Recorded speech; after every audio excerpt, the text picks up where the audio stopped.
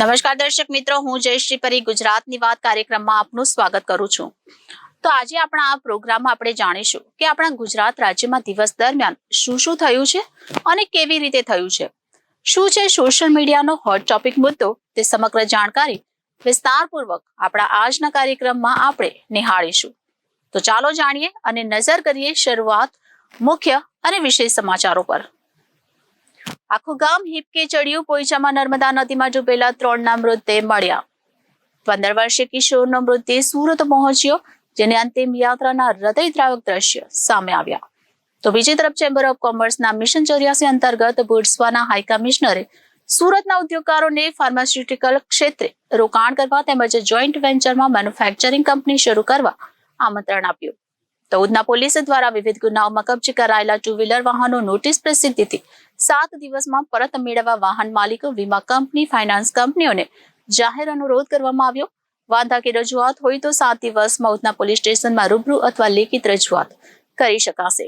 બીજી તરફ હીર ધોરણ 10માં 99.70% આવ્યાની ખુશી 2 દિવસ પણ ન રહી, કારણ કે બ્રેઇન હેમરેજથી ઘેટિયા પરિવારે પોતાની દીકરી ગુમાવી અને આગામી 24 કલાકમાં કયા જિલ્લાઓમાં ગાજવીજ સાથે આવશે વરસાદ, 17 શહેરો માટે આગાહી છે. હજુ 2 દિવસ ગુજરાતમાં કમોસમી વરસાદ પડવાની હવામાન વિભાગની આગાહી છે.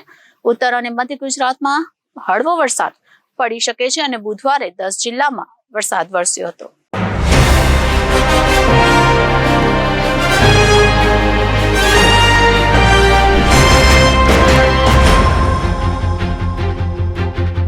હવે જે સમાચાર વિગતવાર.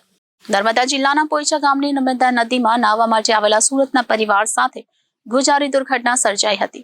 નદીમાં નાહવા પડેલા એક જ પરિવારના 4 સહિત 8 સભ્યો અચાનક ઊંડા પાણીમાં તણાઈ ગયા હતા, જેમાં 7 વ્યક્તિઓ ડૂબી ગયા હતા, જ્યારે એક વ્યક્તિનો આબાદ બચાવ થયો હતો. નદીના પાણીમાં ડૂબી ગયેલા 7માંથી 3ના મૃતદેહ મળી આવ્યા છે, જે પૈકી એકનો મૃતદેહ સુરતના સણિયા હેમાદ ગામ ખાતે તેના ઘરે લાવવામાં આવ્યો હતો. ત્યારબાદ અંતિમ યાત્રા નીકળી હતી, જેમાં મોટી સંખ્યામાં લોકો જોડાયા હતા. પ્રાપ્ત માહિતી અનુસાર સુરતના સણિયા હેમાદ વિસ્તારમાં આવેલી કૃષ્ણ પાર્ક સોસાયટીમાં રહેતા એક જ પરિવારના 18 વ્યક્તિઓ પોઈચા નર્મદા નદી કિનારે નાહવા માટે આવ્યા હતા. ગતરોજ બપોરના 12 કલાકે ભરતભાઈ બલદાણિયા સહિત બીજા 7 વ્યક્તિ નર્મદામાં નાહવા માટે ગયા હતા. નદીના પાણીમાં પરિવારના સભ્યો નાહવાની મજા માણતા હતા, ત્યારે અચાનક જ ઊંડાણવાળી જગ્યાએ 8 સભ્યો અચાનક જ પાણીમાં ગરકાવ થયા લાગ્યા હતા, જેથી કાંઠે બેસેલા પરિવારજનોએ બૂમાબૂમ કરી હતી, જેથી સ્થાનિક તરવૈયાએ એક વ્યક્તિને બચાવી લીધા હતા, જ્યારે 7 સભ્યો નદીના ઊંડા પાણીમાં તણાઈ ગયા હતા.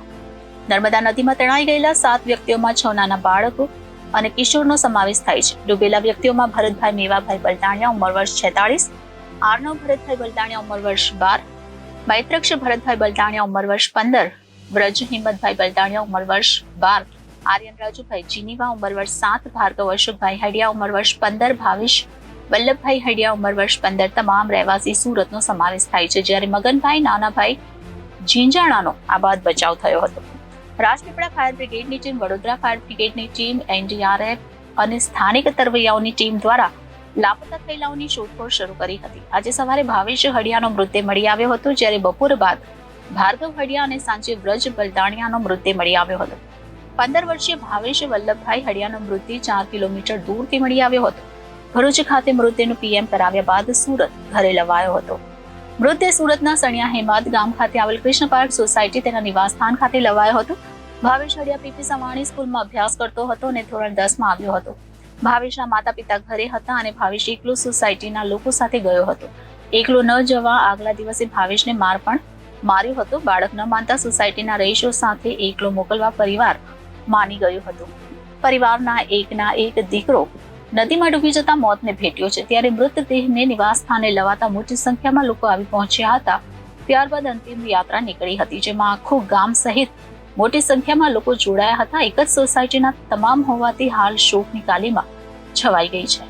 દર્શક, Gujarat chamber of commerce and ઇન્ડસ્ટ્રીના SGCCI ગ્લોબલ કનેક્ટ મિશન 84 અંતર્ગત આફ્રિકન દેશ બોટ્સવાના હાઈ કમિશનના high commissioner His Excellency Gilbert Shimane Mangole અને બોટ્સવાનાના ઇન્વેસ્ટમેન્ટ એન્ડ ટ્રેડ સેન્ટરના ટ્રેડ એટેચીના director Shri Dipopigo Julius Sheko સાથે ઇન્ટરેક્ટિવ મીટિંગ મળી હતી, જેમાં ફાર્માસ્યુટિકલ ક્ષેત્રની સાથે સંકળાયેલા સુરતના ઉદ્યોગકારો ઉપસ્થિત રહ્યા હતા.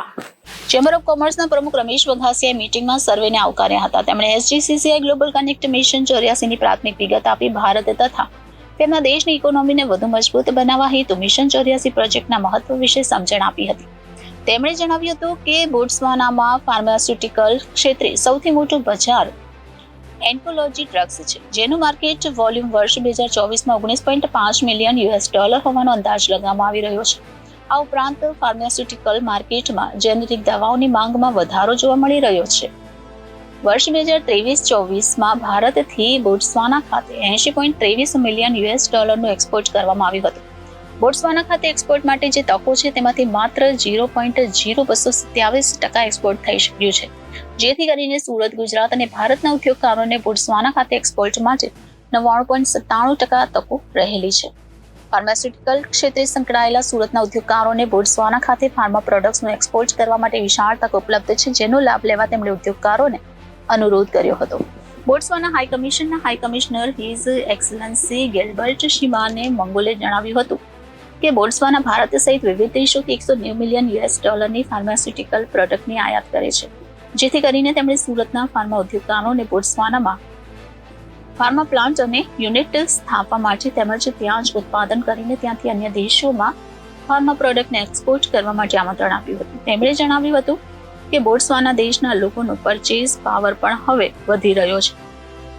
આથી સુરતના રોકાણકારો અને ઉદ્યોગકારોને તેઓની ફાર્મા પ્રોડક્ટ માટે ત્યાં જ માર્કેટ એક્સેસ મળી રહેશે. હેલ્થ કેર ક્ષેત્રે પણ સુરતના ઉદ્યોગ સાહસિકોને બોટ્સવાના ખાતે ઘણી સારી તકો હોવાનું તેમણે જણાવ્યું હતું. તેમણે સુરતના ઉદ્યોગકારોને ફાર્માસ્યુટિકલ ક્ષેત્રે પ્લાન્ટ સ્થાપવા, યુનિટ નાખવા અને જોઈન્ટ વેન્ચરમાં મેન્યુફેક્ચરિંગ કંપની શરૂ કરવા અનુરોધ કર્યો હતો. બોટ્સવાનાના ટ્રેડ એટેચીના ડાયરેક્ટર શ્રી દીપોપિકુ જુલિયસ સેકોએ સુરતના ફાર્મા ઉદ્યોગકારોને pharmaceutical distribution and retail, market authorisation, application fees, processing timeline વિશે વિસ્તૃત માહિતી આપી હતી. તેમણે જણાવ્યું હતું કે સુરતના ઉદ્યોગકારોને સ્થાનિક તંત્ર દ્વારા પ્રોડક્ટ રજિસ્ટ્રેશન માટે, રેસિડેન્ટ માટે તેમજ બિઝનેસ સેટઅપ માટે મદદ કરવામાં આવશે. બોટ્સવાના ખાતે સ્પેશિયલ ઇકોનોમિક ઝોનમાં ફાર્મા યુનિટ સ્થાપવા તેમજ રોકાણ કરવાથી તેમની સરકાર દ્વારા વિવિધ ઇન્સેન્ટિવ પણ આપવામાં આવે છે. આ ઉપરાંત બોટ્સવાના ડેવલપમેન્ટ કોર્પોરેશન પણ મશીનરી તેમજ ઇન્ટેલેક્ચ્યુઅલ પ્રોપર્ટી માટે મદદરૂપ થાય છે. સાઉથ આફ્રિકાના બોટ્સવાના સહિત અન્ય દેશોના પણ યુરોપિયન યુનિયનના દેશો અને અમેરિકા સાથે ફ્રી ટ્રેડ એગ્રીમેન્ટ છે, જેથી કરીને બોટ્સવાના ખાતે ઉત્પાદન કરી ત્યાંથી અમેરિકા તથા યુરોપિયન યુનિયન સાથે સંકળાયેલા દેશોમાં એક્સપોર્ટ માટે ઉદ્યોગકારોને એક્સપોર્ટ ડ્યુટી તથા ઇમ્પોર્ટ ડ્યુટીમાં રાહત મળે છે, જેથી કરીને સુરતના ઉદ્યોગકારોને બોટ્સવાના ખાતે મેન્યુફેક્ચરિંગ યુનિટ સ્થાપી ત્યાંથી જ અમેરિકા તથા અન્ય દેશોમાં એક્સપોર્ટ કરવા માટે વિપુલ તકો છે, તેમ તેમણે વધુમાં જણાવ્યું હતું. ચેમ્બર ઓફ કોમર્સના ગ્રુપ ચેરમેન શ્રી રાકેશ જૈને મીટિંગમાં ઉપસ્થિત સર્વેનો આભાર માન્યો હતો. મિશન 84ના CEO શ્રી પરેશ ભટ્ટે સમગ્ર મીટિંગનું સંચાલન કર્યું હતું. બોટ્સવાના હાઈ કમિશનના બંને ઓફિશિયલ્સ દ્વારા સુરતના ઉદ્યોગકારોના ફાર્માસ્યુટિકલ ક્ષેત્રે બોટ્સવાના ખાતે મેન્યુફેક્ચરિંગ યુનિટ શરૂ કરવા તેમજ ફાર્મા પ્રોડક્ટને એક્સપોર્ટ કરવા સંબંધિત સવાલોના સંતોષકારક જવાબ આપવામાં આવ્યા હતા અને ત્યારબાદ મીટિંગનું સમાપન થયું હતું. ઉધના પોલીસ દ્વારા વિવિધ ગુનાઓમાં કબજે કરાયેલા 2 વ્હીલર વાહનો નોટિસ પ્રસિદ્ધિથી 7 દિવસમાં પરત મેળવવા વાહન માલિકો, વીમા કંપની અને ફાઇનાન્સ કંપનીઓને જાહેર અનુરોધ કરવામાં આવ્યો. વાંધા કે રજૂઆત હોય તો 7 દિવસમાં ઉધના પોલીસ સ્ટેશનમાં રૂબરૂ અથવા લેખિત રજૂઆત કરી શકાશે એમ વધુમાં જણાવ્યું હતું. ઉધના પોલીસ દ્વારા જાણવા જોગના કામે તથા MV એક્ટ 207 મુજબના કામે 208 જેટલા વિવિધ પ્રકારના 2 વ્હીલર વાહન કબજે કરવામાં આવ્યા છે. જે વાહન માલિકોને અવારનવાર લેખિત તથા મૌખિક જાણ કરવા છતાં તેઓ પોતાના વાહન છોડાવવા આજ દિન સુધી ઉધના પોલીસ સ્ટેશન આવ્યા નથી, તેમજ કેટલાક કિસ્સામાં વાહન માલિકો નિયત સરનામે રહેતા ન હોવાથી તેઓને જાણ થઈ શકતી નથી, જેથી વાહન માલિકો, વીમા કંપની, ફાઇનાન્સ કંપનીઓને આ જાહેર નોટિસ પ્રસિદ્ધ થયેથી 7 દિવસમાં વાહન છોડાવવાની જરૂરી કાર્યવાહી કરવા અનુરોધ છે. અન્યથા સંબંધિત માલિકો વાહન પરત લેવા માંગતા નથી તેવું માની લઈ કાયદાકીય નિયમ અનુસાર વાહનોની જાહેર હરાજી કરી હરાજીમાં ઉપજેલ નાણાં સરકારમાં જમા કરવામાં આવશે. તેમજ આ અંગે કોઈ વાંધા હોય તો 7 દિવસમાં ઉધના પોલીસ સ્ટેશન ખાતે રૂબરૂ અથવા લેખિત રજૂઆત કરવી અને ત્યારબાદ આવેલી કોઈ રજૂઆતને ધ્યાનમાં લેવાશે નહીં. તેમજ આ સંબંધે વાહનોના નિકાલ માટેની કાર્યવાહી હાથ ધરવામાં આવશે તેમ SN Desai police inspector Udhna police સ્ટેશનની યાદીમાં વધુમાં જણાવવામાં આવ્યું હતું. ધોરણ 10માં 99.70 PR મેળવનાર કુમારી હીર ઘેટિયાનું બ્રેઇન ડેડ થતા ચક્ષુદાન અને દેહદાન કરવામાં આવ્યું. મગજ 80 થી 90% ફેલ થઈ જતા અવસાન થયું હતું. 16 વર્ષની મૃત દીકરીના અંગદાનથી માતા પિતાએ સમાજને પ્રેરણારૂપ દાખલો બેસાડ્યો હતો. સમાજમાં ઘણીવાર એવું જોવા મળે છે કે યોગ્ય સમય યોગ્ય નિર્ણય લઈને માનવતાવાદી કાર્યને લોકો પ્રાધાન્ય આપતા હોય છે. આવો જ એક કિસ્સો રાજકોટમાં સામે આવ્યો. 16 વર્ષની કુમારી હીર પ્રફુલભાઈ ગેટિયા બ્રેઇન ડેડ થતા પરિવારે ભારે હૈયે દીકરીના દેહને પંચમહાભૂતમાં વિલીન થતા પહેલા અમૂલ્ય ચક્ષુદાન અને દેહદાન થકી માનવતાનું ઉત્તમ ઉદાહરણ પૂરું પાડ્યું હતું. 16 વર્ષની કુમારી હીર પ્રફુલભાઈ ગેટિયાને 1 મહિના પહેલા બ્રેઇન હેમરેજ થયું હતું અને તે માટે મગજનું ઓપરેશન કરવામાં આવ્યું હતું. ઓપરેશન બાદ તેની તબિયત સારી થતા હોસ્પિટલમાંથી રજા આપી તેમને ઘરે મોકલવામાં આવ્યા હતા. પરંતુ ઘરે ગયા પછી તેને અચાનક શ્વાસ અને હૃદયની તકલીફ થતા તાત્કાલિક તેમને ફરી હોસ્પિટલ દાખલ કરવામાં આવી હતી. આઈસીયુમાં સારવાર દરમિયાન ડોક્ટર દ્વારા મગજના એમઆરઆઈ રિપોર્ટ કરાવતા માલુમ પડ્યું કે હીરનું મગજ 80 થી 90% ભાગ કામ નહોતું કરતું. આથી આઈસીયુમાં દાખલ કરી અને સઘન સારવાર આપવામાં આવી હતી. પરંતુ ડોક્ટર અને સગાવાલાઓની અથાગ મહેનત પછી પણ દર્દીની તબિયતમાં કોઈ સુધારો ન થયો. તબીબોએ કુમારી હીરને 15 મે 2024ના રોજ મૃત જાહેર કરી. નાની ઉંમરની દીકરી હોવા છતાં માતા પિતા દ્વારા ખૂબ જ કઠિન એવો ચક્ષુદાન અને દેહદાનનો નિર્ણય લઈ સમાજને પ્રેરણારૂપ દાખલો બેસાડ્યો હતો.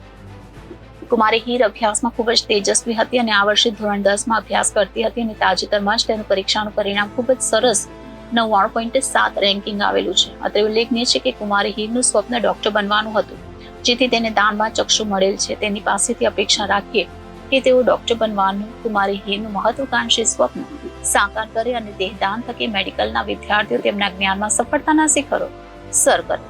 રાજ્યમાં ગરમી સાથે વરસાદની આગાહી થઈ છે. આગામી 24 કલાક રાજ્યમાં ગાજવીજ સાથે વરસાદની આગાહી છે, જેમાં ઉત્તર, મધ્ય અને દક્ષિણ ગુજરાતમાં વરસાદની આગાહી છે. વરસાદ બાદ આવતીકાલથી રાજ્યમાં હીટ વેવ આવી જશે. રાજ્યના કેટલાક ભાગોમાં આવતીકાલથી સિવિયર હીટ વેવની આગાહી કરવામાં આવી છે. 17 મે સુરત અને વલસાડમાં હીટ વેવની આગાહી છે, તો 18 મે પોરબંદર, ભાવનગર, કચ્છ અને સુરતમાં હીટ વેવની હવામાન વિભાગની આગાહી છે. વરસાદ છતાં બુધવારે રાજ્યના 9 શહેરોમાં તાપમાન 41 ડિગ્રી પાર નોંધાયું હતું, તો ગઈકાલે સૌથી વધુ તાપમાન સુરેન્દ્રનગરના 43.7 ડિગ્રી નોંધાયું હતું. આજે અમદાવાદ, ગાંધીનગર, મહેસાણા, પાટણ, દાહોદ, છોટાઉદેપુરમાં વરસાદની આગાહી છે, તો સાથે જ બનાસકાંઠા, સાબરકાંઠા, અરવલ્લી, મહીસાગર, પંચમહાલ, ખેડા, નર્મદા, તાપી, ડાંગ, નવસારી અને વલસાડમાં વરસાદની આગાહી છે. તો આપણે જોઈએ કે ક્યાં કેટલું તાપમાન. તો અમદાવાદમાં 39.5 ડિગ્રી, ગાંધીનગરમાં 39.2 ડિગ્રી, ડીસામાં 41.7 degree, Vallabh Vidyanagar 41.1 degree, Vadodara 41.4 degree, Bhuj Kandla 41 degree, Amreli 42 degree, Bhavnagar 40.6 degree, Rajkot 43.2 degree, Surendranagar 43.7 degree, Mahuva 40.8 degree, Keshod 42 degree. આમ ગુજરાતમાં માવઠાની પરેશ ગોસ્વામીએ જે આગાહી કરી છે, જેમાં ભારે ગાજવીજ સાથે વરસાદ પડવાની મોટી આગાહી કરી છે. આ આગાહી 16 મે સુધીની છે. તેમણે કહ્યું કે મહારાષ્ટ્રમાં સાયક્લોનિકના કારણે વરસાદ આવશે, તો રાજ્યમાં 1 થી 1.5 ઇંચ વરસાદ પડવાની આગાહી છે. 13, 14, 15 અને 16 મે એ પણ વરસાદ પડશે.